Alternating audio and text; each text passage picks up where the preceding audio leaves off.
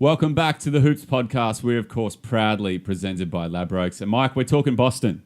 It's about time. It is, isn't it? It's they've had an interesting season. Were they your pick to win this year, the East? I believe they were. Yeah, they were, It's right? embarrassing. They'll come good. I'll get to that later. Everyone thought that they were doing really well. You picked the Raptors. Kudos to you thus far. So at the moment, Boston, they're sitting 7th, 11 wins, 10 losses. The last 10 games, won 4, lost 6.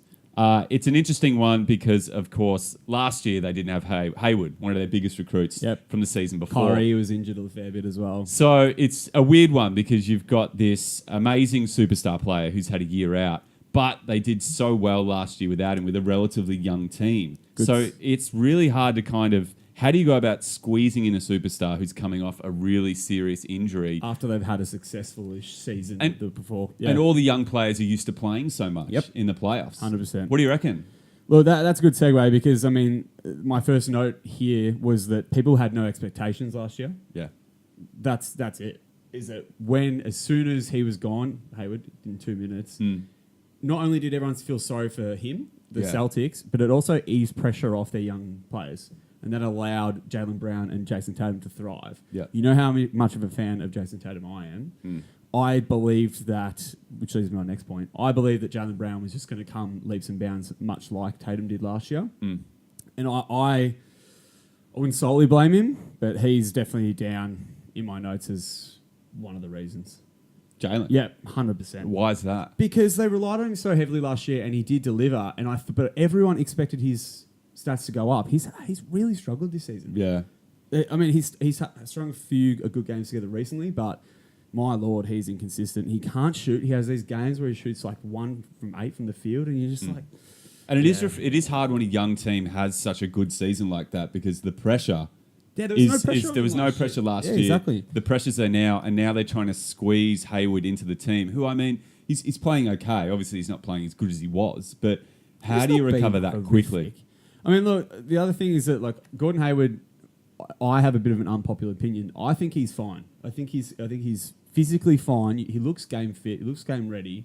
He looks like he did before, when he was at Utah. It is all mental. There is no doubting that this is a mental thing. I mean, like, coming... And fair enough. Like, imagine you coming back from a horrific scarring break like that. I mean... Well, you've just come back to the podcast off a week off, and you've been a little bit dusty, but you're doing pretty well. I'm getting there. You're easing my minutes into it at the moment, just like Brad Stevens did with him. It's people have got to relax a little bit. I think it's still fairly early in the season. Another thing that I love about this is that Brad Stevens traditionally has struggled as a coach early on in the season, apart from last year. Good pickup. So with his teams prior to that, like he was actually quite a bad starter. I mean, not that he's playing, but like generally the team manager has a lot to do it. So as a coach, he's generally a pretty slow starter, and then last season they started 20-3. Yeah, how crazy is that? I mean, you just hope that they can keep all of their young talent as well, because there are going to be a lot of people. Brilliant segue. Not rehearsed. Do they trade? Yeah, this is the thing: is they do have so many good pieces. They've got so many good young talent. Like, do not let go of Tatum off the cards. No way. You didn't. Jaylen Brown, and they got picks. I mean, look, I've heard a few rumors that they're going to go after AD. Makes sense. I don't know if they can keep Horford and they can pair Horford with AD in their front court. Look out! I mean, if that's a stretch to get AD, you'd have to give up a lot. Yeah, cool. So, hey, let us know what you think. What should Boston do? Should they try and keep the band together? Should they try and get AD? Let us know what you think. Also, you may notice that there are some jerseys here on the table. We're actually running a giveaway where one of these jerseys has to go. Follow the link in the description to get the gist of what we're talking about. But thanks for listening. What should Boston do? Thanks again. You're on the Hoops Podcast, proudly powered by Ladbrokes. We'll see you next time.